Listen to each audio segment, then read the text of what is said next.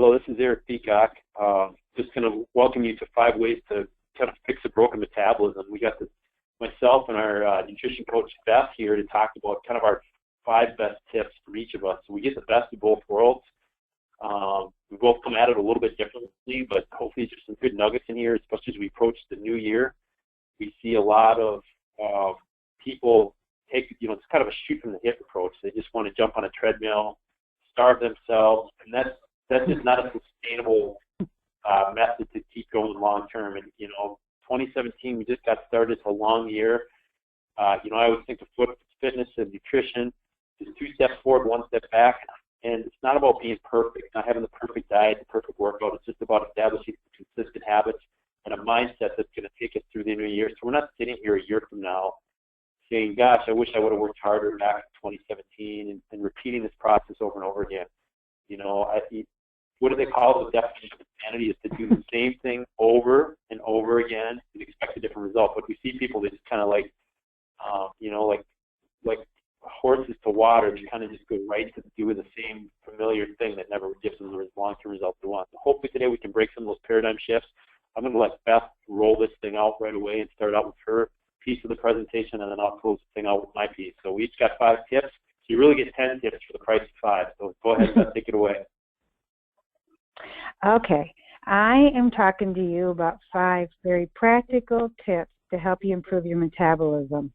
I want you to think very practical. You can do these every day. They're not crazy. They're simple, not always easy, but simple. So let's look at the first one. The first one is slow down. And in my house, I call it a game changer. So here are just some of the things that will help you. It'll help you with your fatigue, mood, immunity, metabolism, digestive issues, weight loss. So it's not just your metabolism. Too many of us are in a fast pace. I call it the microwave society. We are trying to do everything too fast. And it's causing our bodies problems. The body does not operate at that speed. It likes to go slower. So what I want to suggest to you is to, take 10 or 15 minutes when you eat breakfast, not 5 minutes. Eat with real silverware on a real plate. Slow it down. And something I want to show you is I've got a picture up right now of your body. And I'm going to talk about a special part, your autonomic nervous system. Or it's called your rest and digest. And there's 2 parts to it. One is your sympathetic system, and it's your stress response. And it turns off digestion. So if you're eating super fast, not chewing your food, if you are in the car just slamming it to get to work in 5 minutes or less or whatever, you are turning off your digestion. And you're going to see your metabolism slow down. The other is your parasympathetic. And it relaxes your body or turns on digestion. One thing that maybe you may have heard it, but your brain takes about 20 minutes for it to register if you're full or you're not full, or to register the meal. So when we eat in a few minutes, sometimes we think we're still hungry when we're not. But our brain has not registered that yet, so we keep eating because we're feeling like we're still hungry, and we're not. So I want to encourage you to slow down. It's a simple thing, but it's not easy, because if you're used to eating fast, this is going to be a hard one to do day to day. Your next one, eat whole foods. So I want you to think real, fresh, organic when you can afford it, homemade, locally grown. I believe it is the most potent medicine you can use to prevent elevated blood sugar and just a whole other list of health issues. They're loaded with nutrients, fiber, water. Fiber will help bulk your diet, which will slow digestion of your food. It can reduce hunger. It can help eliminate toxins. Plus, we have to work to break down those foods. So when we work to break down those foods, your body is working harder, and you are going to raise your metabolism when the body has to work harder. I want you to look for fresh or frozen food. and try to get in 5 or more a day. If you're trying to lose weight, try to do 2 to 3 vegetables to 1 fruit, just as a rule, because vegetables have a lot fewer calories as a rule, and they're not as sugary or sweet. The other thing is I want to talk to you about crowding out. So if you're going to eat more of those whole foods, we can start to eliminate what I have on the screen now. Processed junk foods, cakes, cookies, sodas, pastries, candies, you name it, right? We crave these and want more. But if you can eat some of your whole foods first, you're less tempted, or less your stomach doesn't want or crave the junk food. So think of crowding out. Instead of saying restricting, I can't have this, I can't have that, think I'm going to have this first, and crowd out some of the foods that aren't as good for you. It's an easier way for our mind. It's like we're rewarding ourselves with some good food instead of punishing ourselves with I can't have this or that. Next one is protein. I want you to eat protein. Protein, well, you'll see on the screen, increases in fat loss, metabolism, but also another thing about protein, it has a higher thermic effect, and that raises your metabolism. The thermic effect of protein is about 20 to 35%, which means it just takes about 35% of the calories of those proteins to burn and digest that protein. So, like a carb or fat is only about 5 to 15%. Protein just takes our body a lot longer to digest it. So we're going to raise our metabolism just by eating protein. Plus, it's good for us. Protein also helps preserve muscle mass. It keeps us lean. And you'll see like that 4th or 5th bulletin point, it helps you feel full. It gives you satiety. So protein cannot be stored. It needs to be replenished by the body daily. And one of its main benefits that during digestion, protein will burn calories 3 to 4 times faster than fats and carbs. So get your protein in, get it out through the day. And that's another way you can crowd out some of that food that I don't want you to, like the junk food. I shouldn't say don't want you to have. Anyway, your number 4th point is the power of awareness. Awareness is presence. So what I want you to think of is to be present when you're eating your food. Like you're seeing these pictures, they're enjoying their food, they're sitting at a table, they're smelling their food. But what we're finding out in research is that digestion actually begins in the mind. It's actually called the cephalic phase, or you can call it the head phase. Cephalic would stand for head, so it's the head phase. So what I want you to do is to be becoming aware of pleasure, taste, aroma, satisfaction. What is amazing is that research are estimating that as much as 30 to 40% of the total digestive response is due in this phase. So your digestion quite literally begins in your head with smell, taste, and chewing. If you choose to fall asleep at the plate, like watching TV or eating in front of the TV or on the computer. Oops, my next slide's not going. Why that's not. Oops, I just went back. Oh, sorry. Let me see if I can get to this one. Let's get to the next slide. There it is. So I don't want you to eat distracted. Sorry about that.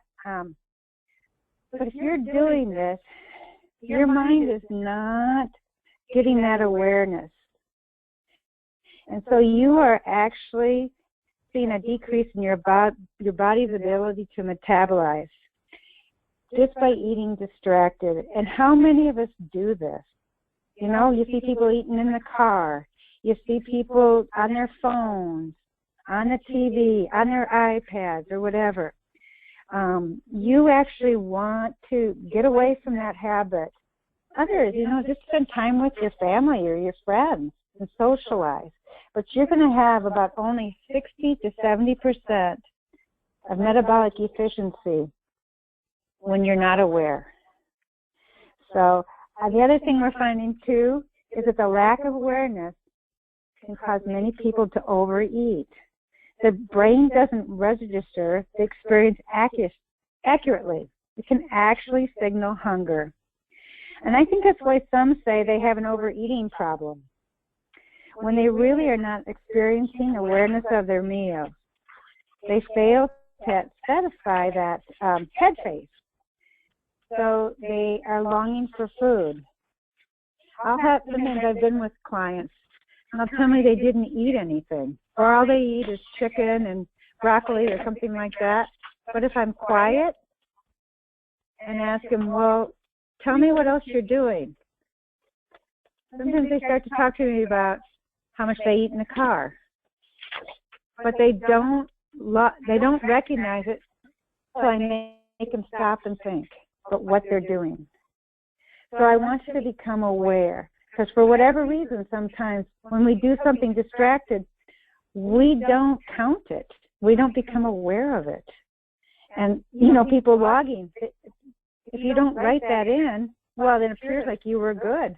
But you might have actually eaten some food that you just were distracted and not aware of. So become aware. And the last one is deep breathing. I love this one. We want you to start taking the time in your day, either when you get up in the morning, definitely before a meal if you can, to take some deep breaths, 2 to 3 deep breaths, at least a day, but at least before a meal. If you can take 2 to 3 deep breaths, you're going to get more oxygen into your system, and that's going to raise your metabolism. Oxygen is a fat burner. Deep breathing relaxes us, makes us present. So what does that lean back to? Slowing down, making you aware. The other is that it has a healing effect. It'll reduce anxiety. A lot of you right now are struggling with anxiety over how your body is, how much you've eaten over the holidays, maybe getting started up into the kids are back in school, you're back at work, you're trying to get up to full throttle, and you're anxious. And so you're going into some habits that probably aren't healthy. And I want you to take some time to slow down, be aware, and deep breathe. Make it a daily practice. Those are my tips. They're simple, but they're important. So I want you to eat slowly, slow down, focus on whole foods, fruits, vegetables, nuts, dairy, not dairy for some, not for others. It depends on your body. Nuts and seeds, that kind of thing. Eat protein, because remember, protein has a higher thermic effect.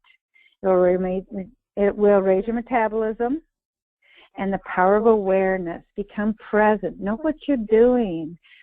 Get away from technology and focus on your food so you can get into the head phase of digestion, and you will actually burn more calories. And the last, deep breathing. Get more oxygen into your system. Think of a fireplace. What do you have to do to burn the wood in a fire? You have to have oxygen. Well, think of your body the same way. The more oxygen you get into your digestive system and into your body, the more efficiently you're going to burn. So take some deep breaths before you eat, and you will find you'll burn that meal more efficiently. So I hope this helps. If you have any questions, let us know. We're here to help you, and we want you to have a successful 2017 that you can sustain and feel good. All right, I'm going to pass this over to Eric. All right, Here we I'm just go. going to flip presentations here.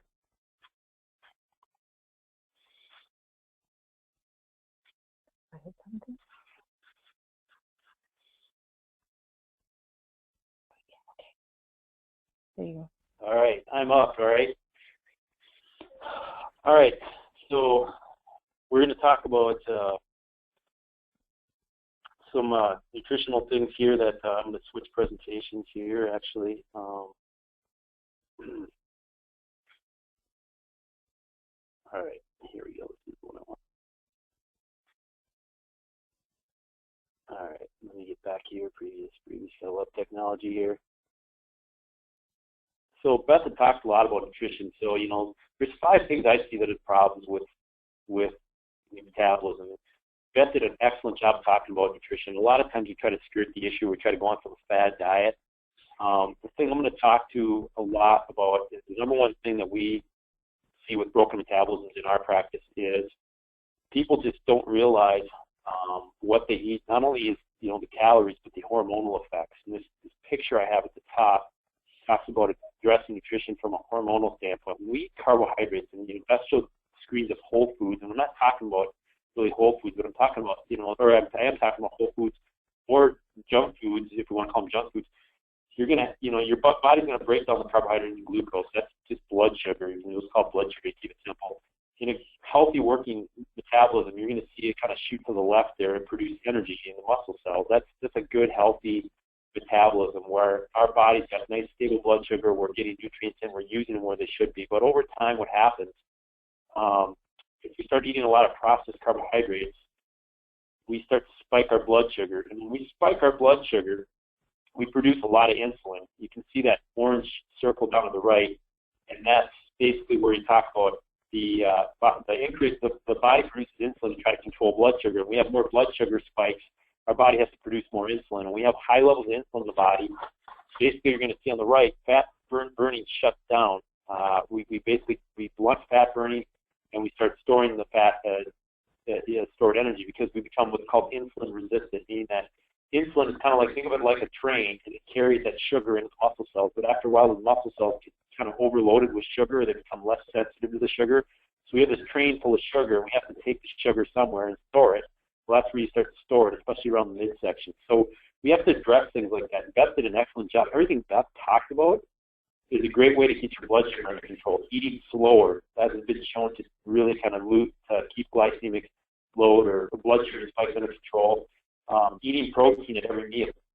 You know, I give you some hard numbers. If you're a woman, I kind of recommend, you know, what's a good dose of protein? About 20 to 30 grams. If you're a guy, maybe 30 to 40 grams at a meal. And maybe at a snack, 10 to 20 grams for a woman, 20 to 30 for a guy. You know, it all kind of depends on body size. But, you know, 5 grams a lot of times is enough. But, you know, Beth showed some good, you know, talked a lot about protein, thermic effect, how it keeps you satiated.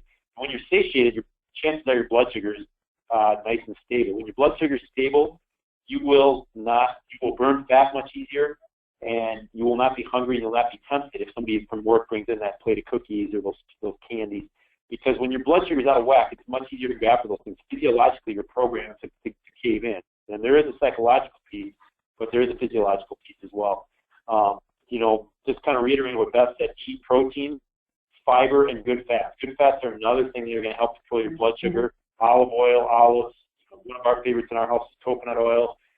You know, avocados, even like having some whole eggs. I know for a while that saturated fats are demonized, but we're finding that saturated fats do have value. They actually help produce testosterone in the body. They also help you feel satiated. But Beth talked about that. You know, like God's closer to God's hand, the less we mess with it, that's a good fat. You know, bad fat obviously is something you're going to get from French fries. So those good fats are natural peanut butter. Those things are going to be good to add in there as well. They're going to keep you feeling full. They're going to help you eat less, and they're going to keep your blood sugar under control. I'm a big believer in eating frequently 5 to 6 times a day. I just liken it to putting kindling on the fire. A lot of times we skip meals, and our blood sugar will actually go too low, and then all of a sudden our body goes into kind of a screaming mode, like, we need to eat, and it kind of gets like mayday, mayday, and that's when it's easy to kind of overeat at the next meal. That's a lot of times I see people skimp on breakfast.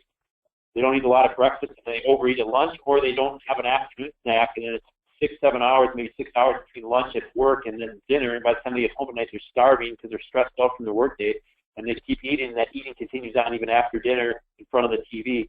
So having those like meals between breakfast and lunch, and especially the one between lunch and dinner, kind of help keep that blood sugar in control, and they help spread our calories out, and they can really prevent overeating down the road. Eating breakfast, it sets the tone for the day. If we come out of a fast at night, our blood sugar is low. So you got to have breakfast in the morning to really kind of set the tone. There was actually a guy named Steve, and he did a study with 2 groups of kids. One group of kids ate Kellogg's Frosted Flakes, the other had a veggie omelet with some fruit. When he actually had them track their calories throughout the day, the kids that had the frosted, the Kellogg cereal, there we go, actually ate 80% more calories. And then the kids that had the veggie omelet, so they really, people eating that breakfast cereal in the morning were spiking their blood sugar right away. And kind of like what I was just talking about, when you spike blood sugar, you're going to be more hungry, you're going to be more prone to eating more down the road. So having that good breakfast, they ate 80% less calories. They were able to take care of their calorie control much easier. And the funny thing is, you actually switched the group of kids, and the kids that were eating the breakfast cereal, once they got on the veggie omelet, fruit, they ate 80% less calories, and the kids that went from the omelet to the breakfast cereal, they ate 80% more. So it was a really interesting study that did. This shows how important that breakfast really does set the tone for the day. So if you're starting off, like a lot of people running out the door, grabbing a coffee and muffin at Quick Trip or whatever, it's probably not the best thing. More than often, I would guess, Quick Trip stuff is going to be pretty high glycemic, meaning it's going to spike your blood sugar. So, have a good mix of protein and carbs, a good balanced breakfast. I put some fiber, some good fats in there, and take a little extra time. And if you don't like to eat your breakfast, you can always make a smoothie. Mix in some fruit, mix in some good fats, and some protein, and drink your breakfast. I know a lot of our clients will eat like meal replacements. We'll do like or drink a meal replacement shake on the way to work. That way you're getting some good nutrients in your body. By no means am I advocating you need to take shakes every meal, but sometimes that's a good alternative instead of skipping breakfast or getting something else you get quick on the go. The last one, I hate to be a buzzkill, no pun intended, limiting or cutting out alcohol. We got alcohol next to sugar to me is the number 2 enemy of fat loss. And it's not so much the calories. People always ask me what's the lowest calorie alcohol they can drink. They play the calorie game. But it is actually the hormonal and chemical thing that alcohol does to your body. And we could have a little chemistry class, but we're not going to do that. I'm just going to basically tell you that alcohol messes up your metabolism. It screws up your fat-burning metabolism just like sugar does. And so if you're drinking 1 or 2 glasses a night to wind down, you need to find something else. I mean, and that is if you're serious about losing body fat. There's a lot of people I see come in, they're eating really nutritiously, they're exercising, but they still have this spare tire in the middle, and guess what they're doing? They're drinking 1 or 2 glasses of wine every night. And it's the inflammatory effect and the chemical effect that alcohol has in your body that keeps your body kind of prone to storing fat around the midsection especially. So, look at that alcohol. You don't have to cut it off completely, but keep it. If you're serious about fat loss, 1 time a week or less, you will be surprised if you cut even that one thing out. A lot of people see people lose quite a bit of weight. It's not all fat weight. It's just all the bloating and the excess water and inflammation that the alcohol does put on the body. So that would be my other thing with the nutrition piece. I'm going to delve a little bit in exercise. I don't know if you came up with this years ago, but you came up with this thing called the fat burning zone. And you see people on recumbent bikes reading newspapers, and they're in the fat burning zone. You need to work hard. You need to work hard in the gym, and you need to prioritize strength training routines, because what strength training does, and especially high-intensity strength training and cardio, meaning that you're going to get your heart rate up, you're going to sweat, you're going to push yourself, and you're going to do things. You're not doing strength training. We're not going on the Cybex circuit at the gym where you do a set, stand around for a minute or two, watch TV. That's not what we're talking about. We're talking about doing free weights, doing big exercises, squats, lunges, deadlifts, pressing and pulling movements that involve the whole body and multiple muscle groups, because you're going to stimulate fat-burning hormones. The ones that we think about, the 2 big ones in the body are noradrenaline and adrenaline. Those do not get stimulated with low-intensity fat-burning cardio. You're only going to stimulate those. You're also going to stimulate, if you work out at a higher intensity, human growth hormone, which is something that depletes with age. So we need to stimulate that human growth hormone, kind of like the phone that you celebrities been, pay thousands of dollars a month to take injections of this stuff. Most of us don't have that in our budget, so we can actually do it the cheap way and do it and really elevate it on our own by doing higher intensity exercise. So instead of doing the easy circuit at the gym, learn to do some free weight training and do it circuit style. So I might do like an upper body, like a bench press, and then move to a squat, and then move to like a row or a lat pull down, and then maybe I'll mix in some burpees or some jump roping. I can mix my cardio right into my strength routine, or I can do it separate. And if I'm doing my cardio, you can still do the recumbent bikes, the steady state, the traditional cardio. You can do that a couple times a week, but I would also encourage you to bring in some interval style cardio, meaning that you're gonna work hard. Like let's say you're on a treadmill, you're gonna sprint or jog fast for a minute, and then you're gonna recover for a minute. Sprint, jog fast for a minute, recover for a minute. We call that high intensity interval training. That's where the word HIIT comes from, and that's kind of the buzz term, but it's really an acronym. But it's just interval style training, and then actually what you can do is if you really want to add your steady state in, you can add that on afterwards. That's the best way that science is showing, latest science is showing to do the cardio. If you do the high intensity, you would elevate your metabolism, meaning that your metabolism is going to keep burning at a higher rate, 14 to 36 hours post-workout. And then you're also going to elevate human growth hormone. And then by doing your steady state, maybe 20 to 30 minutes post HIIT training, you're going to help flush out any fatty acids that are in the bloodstream. Now, you can do it, if you don't have a lot of time, you can do HIIT on one day, steady state on the other, but make sure you're having at least 2 times a week you're doing some HIIT training. And if you got bad knees, you don't have to run. You can do it other ways. You could get on an elliptical and do some elliptical for a minute or two, jump off, do some kettlebell swings, something like that that's low impact, get your heart rate up, and then get back on the elliptical. You can bike and do some hills, do a spin class. These are all examples of HIIT-type training, but you need to work hard. And a lot of people say they go to the gym, but they don't work hard enough. And that's simple as that. You got to push yourself, get your heart rate up, keep your workouts short, keep them intense. 30 to 45 minutes of high-intensity work is plenty. You don't need to be in the gym for 2 hours yapping away on the treadmill. I see a lot of people do that, and they don't. Their bodies never change because they're not stimulating the right fat-burning hormones. So stimulate the fat-burning hormones and the metabolism, meaning that you're going to get the afterburn effect by keeping your workouts high intense, keep them moving, keep points in the workout where you can spike your heart rate up. Step problem 3, movement quality. What the heck does this have to do with my fat loss and my metabolism? Well, if you're moving bad, if you have terrible posture, you have nagging injuries, you have sore joints, guess what? Your body's in an inflamed state and you produce a lot of a hormone called cortisol. When you have high levels of the hormone cortisol in your body because it's stressed out, what happens is your body will it will stop fat burning, and it'll actually keep you from putting on muscle too. So when you're saying you're going to get toned, you're basically saying, I want to put on some lean mass and lose some body fat. Well, cortisol takes care of both of these things. It takes these things, it does the opposite of both these things. So you have to work to improve your movement. Really getting yourself, putting some time in your flexibility, mobility, getting a good movement screen. I know we do movement screens at our personal training studio where we can actually look and see where maybe your movement problems are. And I can say where most of Americans have issues, they have tight calves, locked up ankles, weak and tight hips, poor spinal mobility, and for us guys, we have terrible shoulder mobility.